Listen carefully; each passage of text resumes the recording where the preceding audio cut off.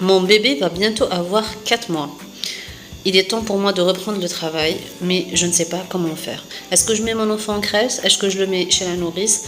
Je culpabilise à l'idée de le laisser tout seul. Entre ce que les gens me disent, entre ce que je ressens, j'arrive pas vraiment à me retrouver. Je suis complètement perdue. Comment faire?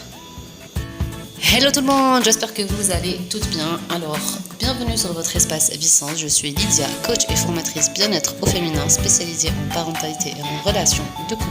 Comme vous l'avez compris, aujourd'hui nous allons parler de ce sentiment de culpabilité que ressentent beaucoup de mamans lorsqu'elles ont besoin de reprendre le travail et qu'elles se posent plein de questions par rapport à leur bébé. Si elles doivent temporiser ou si elles doivent le mettre en crèche ou chez la nourrice, nous allons voir ça tout de suite. Alors, tout d'abord, ce que je voudrais partager avec vous, c'est qu'il est important de s'écouter. Qu'est-ce que je veux dire par là? Par rapport aux mamans qui se posent la question si elles veulent, quand elles veulent reprendre le travail et qu'elles se posent la question si elles vont mettre leurs enfants en crèche ou chez la nourrice ou si en fait elles se posent déjà la question si elles vont rester avec leur enfant. Pourquoi je vous partage ça? Parce que j'ai eu à voir ce genre de choses par rapport aux formations que je donne. Je vous donne un exemple lors d'une formation justement par rapport à comprendre les émotions de mon enfant et son cerveau.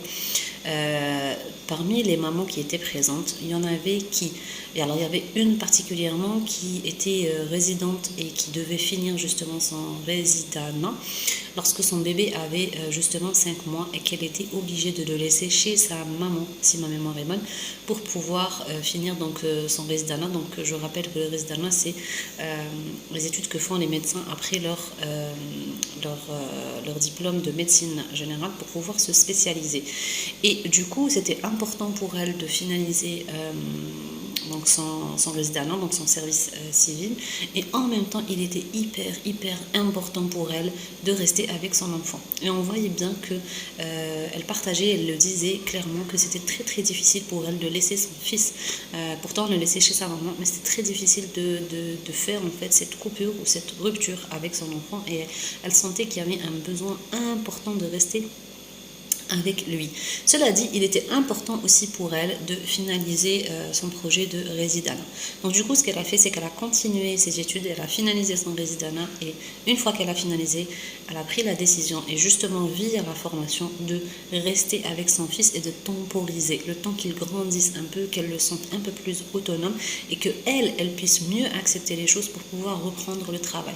Pourquoi? Parce qu'il était primordial pour elle d'être avec son enfant, de partager ces moments où elle sentait que son enfant avait besoin d'elle, et elle sentait elle aussi qu'elle avait besoin de cette proximité avec son enfant, et c'est ok.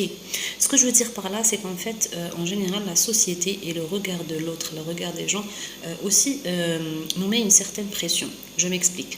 En général, quand on doit reprendre le travail, on nous dit oui, il faut reprendre le travail, il faut mettre ton enfant soit au niveau de la crèche, soit au niveau ou chez une nourrice, ou si on a la chance de le faire garder par sa belle-mère ou sa maman, c'est l'idéal. Après, c'est pas forcément la même chose ou la même perception chez tout le monde. Je vous donne un exemple. Par exemple, cette femme qui, pour elle, c'était hyper important de rester avec son enfant, on le sent que c'est un besoin important. Donc du coup, il est important de s'écouter et de répondre à ce besoin-là pour ne pas être frustrée de laisser son enfant.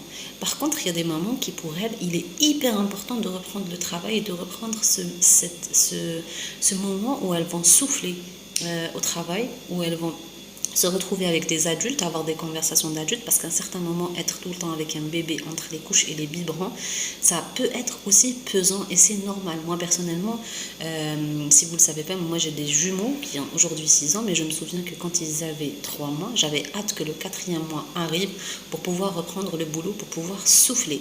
Sachant qu'on m'avait déjà dit ça avant, je me souviens qu'il y avait une dame qui m'avait dit: tu vas voir qu'au boulot tu vas souffler, contrairement à maintenant que tu es sans enfant. Et je me disais, mais elle raconte n'importe quoi, moi souffler au boulot, c'est impossible. Mais en fait, si dans ce sas de boulot où on retrouve les adultes, à un certain moment on est fatigué des couches, des biberons, des caca, pipi, dodo, et du coup on a envie de retrouver une vie d'adulte comme on l'avait avant, et de souffler un petit peu, de retrouver ce sas. Et cela aussi c'est ok. de laisser son enfant, soit je vous ai dit à une personne bienveillante. J'ai déjà fait une vidéo par rapport à ça, par rapport à trouver un endroit qui nous permette de sentir notre enfant en sécurité et nous de déposer notre enfant en étant sereine. Je vais vous mettre sinon le lien sous la vidéo pour que vous puissiez la voir et du coup ça va vous permettre justement d'aller au travail de façon plus sereine. Et si vous ne voulez pas reprendre le travail tout de suite et votre priorité c'est de rester avec votre bébé, et ben c'est ok. Ce que je veux dire par là, c'est qu'arrêtons de culpabiliser. Même quand il s'agit par exemple de sortir un moment et de laisser son enfant à sa maman ou à sa soeur ou belle-sœur ou autre personne en qui on a confiance, et que j'ai déjà vu ça aussi vis-à-vis de mon entourage où cette maman avait culpabilisé parce qu'elle avait laissé sa fille par exemple pendant 2-3 heures voire toute la journée et qu'elle me disait voilà je culpabilise. Mais si au fond ça te fait du bien et que tu as besoin de ce sas, de souffler sans ton enfant, c'est ok. Nous ne sommes pas programmés pour être H24 avec des enfants et les enfants ça prend beaucoup d'énergie et d'attention, donc c'est ok de souffler. Donc ce que je voulais vous partager aujourd'hui à travers cette vidéo, c'est écoutez-vous. Écoutez-vous et écoutez-vous en profondeur ce que vous avez envie de faire et ce que vous ressentez comme besoin. Voilà, j'espère que cette vidéo vous aura servi. Si vous voyez que c'est intéressant, n'hésitez pas à liker et à partager autour de vous pour des parents en espérant que ça va servir. N'oubliez pas de vous abonner afin de recevoir toutes les nouveautés. Et si vous voulez avoir une relation plus apaisée avec vos enfants et plus sereine, je vous invite à vous inscrire à la session de formation qui aura lieu prochainement, qui est « Comprendre les émotions, le cerveau de mon enfant afin de mieux l'accompagner ». Aussi, n'oubliez pas que vous pouvez me suivre sur Instagram et sur Facebook, je vous mets les liens sous la vidéo. Et je vous dis, prenez grand soin de vous, à la prochaine vidéo la semaine prochaine. Ciao!